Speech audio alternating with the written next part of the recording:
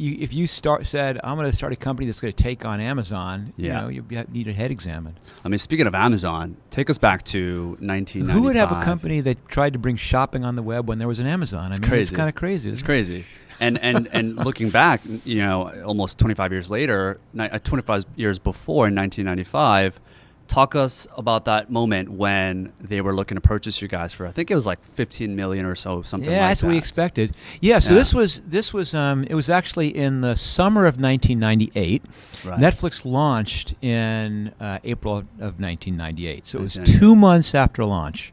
Wow. And I think the Amazon IPO was in 1996 or something like that, or 97, but right around that same time. Yeah. And back then, if you can believe it, they only sold books. What a crazy thing that was.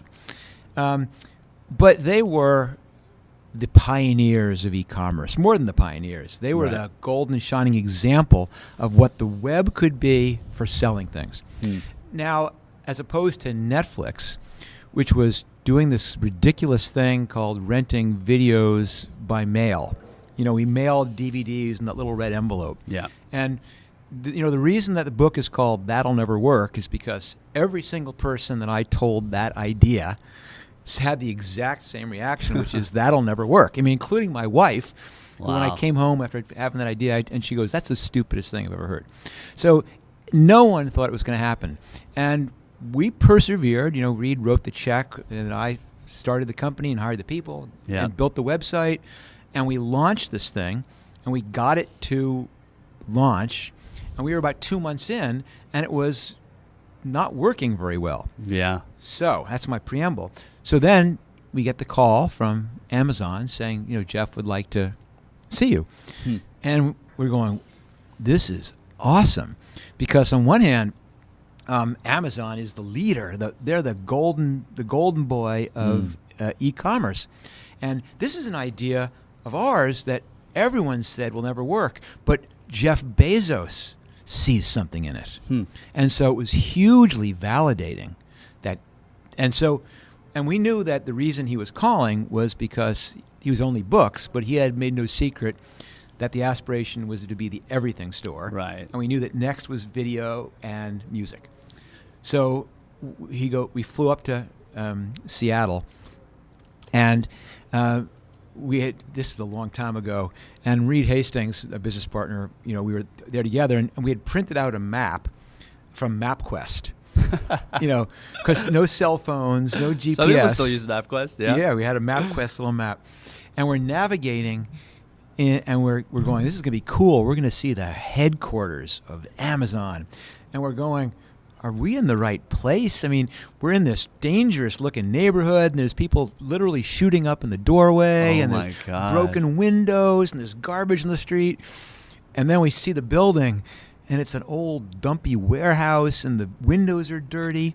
And we go inside, and there's not even a receptionist, and there's boxes on the stairs. They're a public company at this point. They're a public company at this point. And we go in, and everyone's sitting at desks made out of old doors on 4x4 wooden legs, with the little hole where the doorknob was patched with a piece of wood.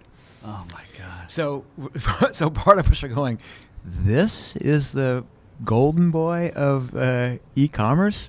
So it was kind of interesting. But then when I asked Jeff, what's with the doors?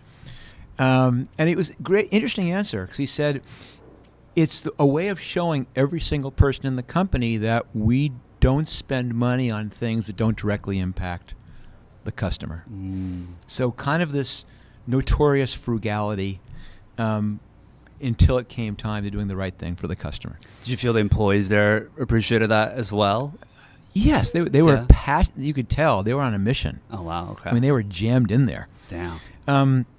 But anyway, so when Reed and at the end of the meeting, the CFO walked us out, and she said, "Listen, this is interesting, but I do need to set expectations that if we go forward with this, we're probably thinking in the low 8 figures." And you're calculating how many is that? That would be the tens of millions of dollars. Right. And when someone says low 8 figures, what they really mean is barely 8 figures. Yeah. So we go, okay, that means $14 to $16 million. Right, if that. If that.